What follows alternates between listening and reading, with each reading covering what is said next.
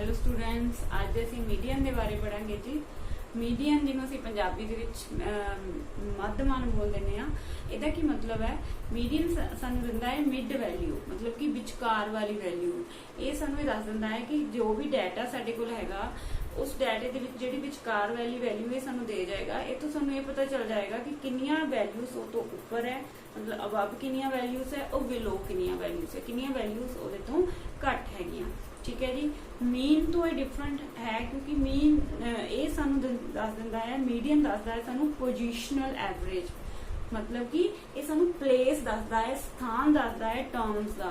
जो भी डाटा होएगा उस डाटे की जो टर्म्स डाटे दे विच टर्म्स होणगियां, आइटम्स होणगियां, उहदी सानू प्लेस दस दिंदा है कि वो किस जगह ते वो टर्म लाई करदी है, मिड विच लाई करदी है जां स्टार्टिंग दे विच अबव लाई करदी है, मतलब कित्थे वैल्यू लाई कर रही है।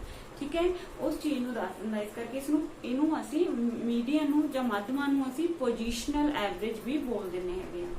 इनू कैलकुलेट करन दा जो फॉर्मूला है वो की है साडे कोल m, मतलब m दे नाल असी नूं डिनोट करांगे m is equal to size of n plus 1/2 item. ठीक है, नाल में टर्म लगाया है n+1/2 आइटम, मतलब कि n हुंदा है टोटल नंबर ऑफ वैल्यूज, मतलब जिन्नियां वैल्यूज होंगियां। ठीक है, नंबर ऑफ वैल्यूज किन्नियां है, 5 है, 10 है, 3 है, 4 है, जिन्नियां वैल्यूज होंगियां ਉਹਨੂੰ 1 ਉਹਦੇ ਵਿੱਚ ਐਡ ਕਰਕੇ ਡਿਵਾਈਡ ਕਰਾਂਗੇ 2 ਦੇ ਨਾਲ, ਤੇ ਨਾਲ ਹੈ ith ਟਰਮ। ਜਦੋਂ ਅਸੀਂ ਉਹਨੂੰ ਡਿਵਾਈਡ ਕਰਕੇ ਜੋ ਸਾਡੀ ਕੋਲ ਵੈਲਿਊ ਆਏਗੀ ਉਹ ਮੀਡੀਅਨ ਨਹੀਂ ਹੋਏਗਾ, ਉਹ ਸਾਡੇ ਕੋਲ ਟਰਮ ਆਏਗੀ। ਮੰਨ ਲਓ ਇਹਨੂੰ ਡਿਵਾਈਡ ਕਰਕੇ ਸਾਡੇ ਕੋਲ 3 ਆ ਗਿਆ, तो थर्ड आइटम मतलब कि जो डाटा होएगा ਉਹਦੇ ਵਿੱਚ ਜੋ थर्ड वैल्यू होएगी, थर्ड नंबर ਤੇ जो वैल्यू होएगी ਉਹ ਸਾਡੇ ਕੋਲ ਆਏਗਾ ਮੀਡੀਅਨ। ठीक है जी। ਜਦੋਂ ਵੀ ਅਸੀਂ ਮੀਡੀਅਨ ਨੂੰ ਕੈਲਕੂਲੇਟ ਕਰਦੇ ਹਾਂ ਤਾਂ ਜਦੋਂ ਜੋ ਸਾਡੇ ਕੋਲ ਡਾਟਾ ਹੁੰਦਾ ਹੈ ਉਸ ਡਾਟੇ ਨੂੰ ਸਾਨੂੰ ਪਹਿਲਾਂ ਅਰੇਂਜ ਕਰਨਾ ਪੈਂਦਾ ਹੈ। ਅਰੇਂਜ ਕਿੱਦਾਂ ਕਰਦੇ ਹਾਂ? ਅਸੈਂਡਿੰਗ ਆਰਡਰ ਜਾਂ ਡਿਸੈਂਡਿੰਗ ਆਰਡਰ। ਮਤਲਬ ਅਸੈਂਡਿੰਗ ਆਰਡਰ मतलब ਵੱਧਦੇ ਕ੍ਰਮ ਦੇ ਵਿੱਚ सब तो पहला छोटी वैल्यू, फिर उस तो बड़ी, फिर उस तो बड़ी। डिसेंडिंग ऑर्डर मतलब बड़ी वैल्यू सब तो पहला, फिर उस तो बाद छोटी छोटी, उस तो छोटी, उस तो छोटी। हो गया घटदा क्रम, एक हो गया वाधा क्रम। जनरली ਅਸੀਂ ਅਸੈਂਡਿੰਗ मतलब ਵਾਧੇ ਕ੍ਰਮ ਦੇ ਵਿੱਚ ਹੀ ਟਰਮ ਨੂੰ ਅਰੇਂਜ ਕਰ ਲੈਨੇ ਆ। ਉਸ ਤੋਂ ਬਾਅਦ ਅਰੇਂਜ ਕਰਨ ਤੋਂ ਬਾਅਦ ਫਿਰ ਅਸੀਂ ਜੋ ਨੰਬਰ ਆਫ ਟਰਮਸ ਹੋਣਗੀਆਂ ਉਹ ਦੇਖ ਲਾਵਾਂਗੇ ਤੇ ਉਹਨੂੰ +1 ਕਰਕੇ 2 ਨਾਲ ਡਿਵਾਈਡ ਕਰਕੇ ਜੋ ਟਰਮ ਆਏਗੀ ਉਹ ਸਾਡੇ ਕੋਲ ਮੀਡੀਅਨ ਹੋਏਗਾ। ਇੱਕ ਐਗਜ਼ਾਮਪਲ ਲੈ ਲੈਨੇ ਆ। मान लो मेरे को वैल्यूज है 3, 6, 5, 9 एंड 2। ठीक है जी। ਹੁਣ ਕੀ ਹੈ, ਸਭ ਤੋਂ ਪਹਿਲਾਂ ਮੈਂ ਕਿਹਾ ਨਾ ਕਿ ਕੀ ਕਰਾਂਗੇ ਆਪਾਂ ਵੈਲਿਊਜ਼ ਨੂੰ ਅਰੇਂਜ ਕਰਾਂਗੇ ਅਸੈਂਡਿੰਗ ਆਰਡਰ ਜਾਂ ਡਿਸੈਂਡਿੰਗ ਆਰਡਰ, ਮਤਲਬ ਵੱਧਦੇ ਕ੍ਰਮ ਦੇ ਵਿੱਚ ਜੇ ਦੇਖੀਏ ਤਾਂ ਅਸੀਂ ਕੀ ਕਰਾਂਗੇ, ਸਭ ਤੋਂ ਪਹਿਲਾਂ ਅਸੀਂ ਦੇਖਾਂਗੇ ਸਭ ਤੋਂ ਛੋਟੀ ਵੈਲਿਊ ਕਿੰਨੀ ਹੈ 2, फिर उस तो बाद कितनी आएगी 3, देन फिर 5, 6 और 9। ठीक है, वाधा क्रम हो गया। पहला छोटी वैल्यू, फिर उस तो बड़ी, फिर उस तो बड़ी, फिर उस तो बड़ी। ठीक है, इत्थे तुहाडी चॉइस हुंदी है, तुसीं वाधे क्रम विच भी लिख सकदे हो और डिसेंडिंग मतलब घटदे क्रम विच भी लिख सकदे हो। उस तो बाद की है n। n की है, मैं दस्सिया सी कि टोटल नंबर ऑफ वैल्यूज कितनियां हैगियां 1 2 3 4 5। कितनियां वैल्यूज है 5। 5 + 1/2 नाल की आएगा आइटम। आइटम मतलब टर्म, कितनी टर्म हैगी साडे कोल। ठीक है, 5 + 2 कितना हो गया 6। 6 ਨੂੰ 2 ਨਾਲ ਡਿਵਾਈਡ ਕਰਾਂਗੇ ਕਿੰਨੀ ਆ ਗਈ, थर्ड वैल्यू ही आ गई है ना, थर्ड आइटम। ਹੁਣ ਮੀਡੀਅਨ ਕਿੰਨਾ ਆਏਗਾ ਸਾਡੇ ਕੋਲ, थर्ड आइटम ਦਾ ਕੀ ਮਤਲਬ ਹੈ, ਜਦੋਂ ਅਸੀਂ ਅਰੇਂਜ ਕਰ ਲੈਣਾ ਹੈ ਡਾਟੇ ਨੂੰ ਇਦਾਂ ਵਾਧੇ ਕ੍ਰਮ ਦੇ ਵਿੱਚ ਲਿਖ ਲਿਆ, ਉਸ ਤੋਂ ਬਾਅਦ ਅਸੀਂ ਦੇਖਾਂਗੇ ਕਿ ਥਰਡ ਟਰਮ ਕਿਹੜੀ ਹੈ। ਇਹਦੇ ਵਿੱਚ ਨਹੀਂ ਦੇਖਾਂਗੇ ਜੋ ਡਾਟਾ ਦਿੱਤਾ ਹੋਇਆ। ठीक है, जो ਅਸੀਂ ਜਦੋਂ ਅਰੇਂਜ ਕਰ ਲਿਆ ਉਹਦੇ ਵਿੱਚ ਦੇਖਾਂਗੇ ਥਰਡ ਟਰਮ ਕਿਹੜੀ ਹੈ 1 2 3, ਫਿਰ ਥਰਡ ਟਰਮ ਕਿੰਨੀ ਹੈ 5। ਠੀਕ ਹੈ ਜੀ, ਤਾਂ 5 ਕੀ ਆ ਗਿਆ ਸਾਡੇ ਕੋਲ ਮੀਡੀਅਨ। ਠੀਕ ਹੈ, ਬਾਈ ਚਾਂਸ ਜੇ ਇੱਥੋਂ ਦੇਖੀਏ ਤਾਂ ਵੀ ਬਾਈ ਚਾਂਸ, ਕਿਉਂਕਿ ਮੈਂ ਆਪਣੇ ਕੋਲ ਐਗਜ਼ਾਮਪਲ ਲਈ ਸੀ, ਇੱਥੇ ਵੀ ਸਾਡੇ ਕੋਲ ਥਰਡ ਟਰਮ 5 ਹੀ ਆ ਰਹੀ ਹੈ। ਪਰ ਜਦੋਂ ਤੁਸੀਂ ਮੀਡੀਅਨ ਕੈਲਕੂਲੇਟ ਕਰਨਾ ਹੈ ਉਹਨੂੰ ਪਹਿਲਾਂ ਇਸ ਤਰੀਕੇ ਨਾਲ ਵਾਧੇ ਕ੍ਰਮ ਜਾਂ ਘਟਦੇ ਕ੍ਰਮ ਵਿੱਚ ਪਹਿਲਾਂ ਅਰੇਂਜ ਕਰੋਗੇ, ਉਸ ਤੋਂ ਬਾਅਦ ਦੇਖੋਗੇ ਕਿ ਕਿੰਨੀ ਟਰਮ ਆ ਰਹੀ ਹੈ। ठीक है जी। तो कितनी टर्म आ रही है, थर्ड टर्म आ रही है साडे कोल 5 ਤੇ 5 ਕੀ ਆ ਗਿਆ ਸਾਡੇ ਕੋਲ ਮੀਡੀਅਨ। ਠੀਕ ਹੈ ਜੀ।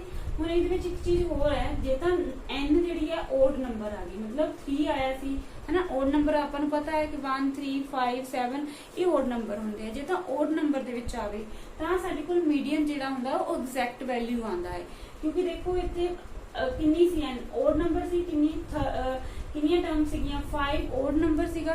ਜਦੋਂ ਅਸੀਂ ਇਹਨੂੰ 1 ਵਿੱਚ ਐਡ ਕੀਤਾ 2 ਨਾਲ ਡਿਵਾਈਡ ਕੀਤਾ ਤਾਂ ਥਰਡ ਟਰਮ ਸਾਡੇ ਕੋਲ ਆ ਗਈ, ਐਗਜ਼ੈਕਟ ਵੈਲਿਊ ਆ ਗਈ, ਥਰਡ ਟਰਮ ਮਤਲਬ 5 ਆ ਗਈ।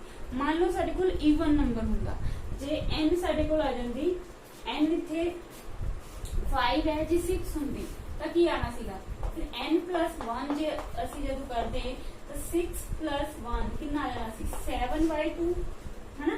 ਮੰਨ ਲੈਨੇ ਆ n ਆਪਣੇ ਕੋਲ ਕਿੰਨੀ ਹੈ 6 ਤਾਂ 6 + 1 ਜਦੋਂ ਕਰਾਂਗੇ ਤਾਂ 7 ਆ ਗਿਆ 7/2 ਤੇ ਜਦੋਂ ਅਸੀਂ ਇਹਨੂੰ ਡਿਵਾਈਡ ਕਰਾਂਗੇ ਤਾਂ ਸਾਡੇ ਕੋਲ ਐਗਜ਼ੈਕਟ ਵੈਲਿਊ ਨਹੀਂ ਆਏਗੀ, ਸਾਡੇ ਕੋਲ ਵੈਲਿਊ ਆਏਗੀ ਪੁਆਇੰਟਸ ਦੇ ਵਿੱਚ।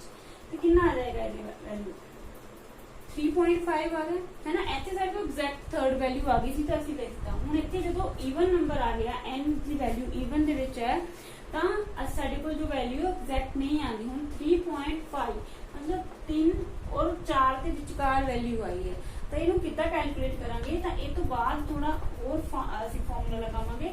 ਹੁਣ ਇੱਥੇ ਸਾਡੇ ਕੋਲ 3 ਮਤਲਬ ਥਰਡ ਆਈਟਮ ਥਰਡ ਟਰਮ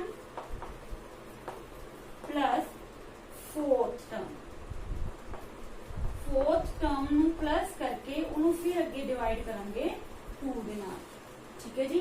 ਜੇ ਹੁਣ ਦੇਖੋ 3.5 ਆਇਆ ਮਤਲਬ ਤੀਜੀ ਔਰ ਚੌਥੀ ਟਰਮ ਦੇ ਵਿਚਕਾਰ ਵੈਲਿਊ ਆਈ ਸੀ ਤਾਂ ਉਹਨੂੰ ਕਿੱਦਾਂ ਕੈਲਕੂਲੇਟ ਕਰਾਂਗੇ, ਜਿਹੜੀ ਥਰਡ ਟਰਮ ਹੈ ਔਰ ਫੋਰਥ ਟਰਮ ਹੈ ਉਹਨੂੰ ਐਡ ਕਰਾਂਗੇ ਤੇ 2 ਨਾਲ ਡਿਵਾਈਡ ਕਰਾਂਗੇ।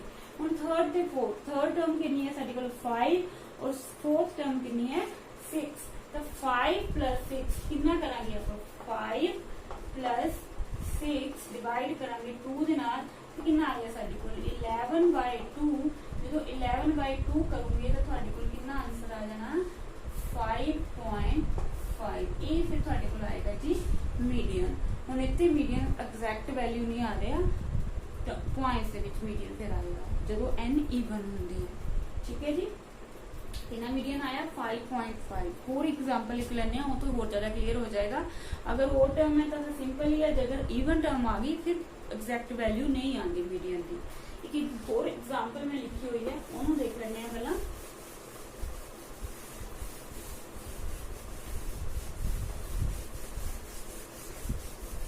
इतने में ली हुई है मंथली इनकम ली हुई है किसी कंपनी के इंप्लॉय जिहड़े है उनकी मंथली 10 इंप्लॉय की इनकम ली हुई है।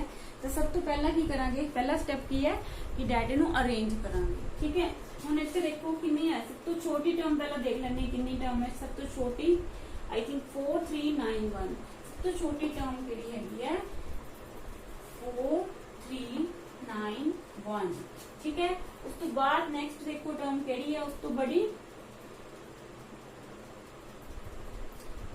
बड़ी नेक्स्ट यही टर्म है 5384। ठीक है जी। देन उस तो बड़ी फिर केड़ी टर्म है 5384 तो बाद फिर केड़ी छोटी टर्म आ गई सब तो 5407। ठीक है जी। उस तो बाद देखो ये ज्यादा बड़ियां आ गई, फिर उस तो बाद केड़ी आ गई 5591। ठीक है, बढ़ते क्रम में असं लिख रहे हैं, सब तो पहला सब तो छोटी, फिर उस तो बड़ी, उस तो बड़ी, उस तो बड़ी। ठीक है, 5591। हुण इस तो बड़ी टर्म केड़ी है साडे कोल, केड़ी आएगी जी, हाँ 6522। उस तो बाद देखो हाँ ये वाली 6672। देन उस तो बाद 6753 67531। ठीक है जी। उस तो बाद ये देखिए इतने 1 नहीं आएगा, 6 3 गलती ना लिखा होगा, 67 क्योंकि सारी टर्म डिफरेंट है, 6753। उस तो बाद कितना है 677 6777 ठीक है जी। उस तो बाद केड़ी टर्म आएगी, उस तो बड़ी टर्म केड़ी है, फिर इत्थे लिख देनी आ 7490 और लास्ट विच कितनी आएगी 7850 ठीक है जी। तो फॉर्मूला की सीगा साडा यही है मीडियन कैलकुलेट करन दा, साइज ऑफ n+1/2 है ना। हुन n सानू दित्ती हुई है, कितने एम्प्लॉय है, नंबर ऑफ एम्प्लॉय 10 एम्प्लॉय है, कितनी वैल्यूज है 10 वैल्यूज है। तो मीडियन कितना आएगा साडे कोल, मीडियन कितना आएगा साइज ऑफ 10,1/2 आइटम ठीक है। 10 + 1 10 + 1 करांगे कितना आ गया 11/2। इन्हें जो तुम कैलकुलेट करोगे डिवाइड करोगे तो कितना आ गया साडे कोल 5.5 टर्म ठीक है। मतलब कितना आया मीडियन जड़ा, ये मीडियन नहीं होना आया क्योंकि n कितना सीगा इत्थे साडे कोल, n की है इवन नंबर सी, n = साडे कोल 10 सीगा तो इवन नंबर है। हम इत्थे पॉइंट्स दे विच वैल्यू आ गई। हुण अगे की करांगे 5.5 मतलब 5 और 6 दे विचकार वैल्यू आएगी। तो असीं की करांगे अगे दस्सिया सी 5th टर्म + 6th टर्म 5 और 6 दे विचकार है क्योंकि मीडियन। तो की आएगा फॉर्मूला अगे की लगेगा 5th टर्म ठीक है जी, ਉਹਦੇ ਵਿੱਚ प्लस की करांगे ਆਪਾਂ 6th टर्म ਤੇ ਉਹਨੂੰ डिवाइड ਕਿਵੇਂ ਨਾ ਕਰਾਂਗੇ ਜੀ 2 ਦੇ ਨਾਲ है ना। ਤੇ 5th टर्म ਕਿੰਨੀ ਹੈ ਇੱਥੇ, ਹੁਣ ਜਿਹਦਾ ਡਾਟਾ ਸੀ ਜੋ ਅਰੇਂਜ ਕੀਤਾ ਹੈ ਉਹਦੇ ਵਿੱਚੋਂ ਲੈਣੀ ਹੈ ਅਸੀਂ 5th टर्म। 5th टर्म ਕਿਹੜੀ ਹੈ 1 2 3 4 5 ਕਿੰਨੀ ਹੈ ਜੀ 65 2 2 6522 1 2 3 4 5 हाँ जी। 6th टर्म केड़ी है 66 7 2 डिवाइड कितने करना 2 दे नाल, इन्हें प्लस कर लो तो कितना आ जाएगा 4 9 ठीक है। इन्हें डिवाइड कर लो कितनी वैल्यू आ जाएगी साडे कोल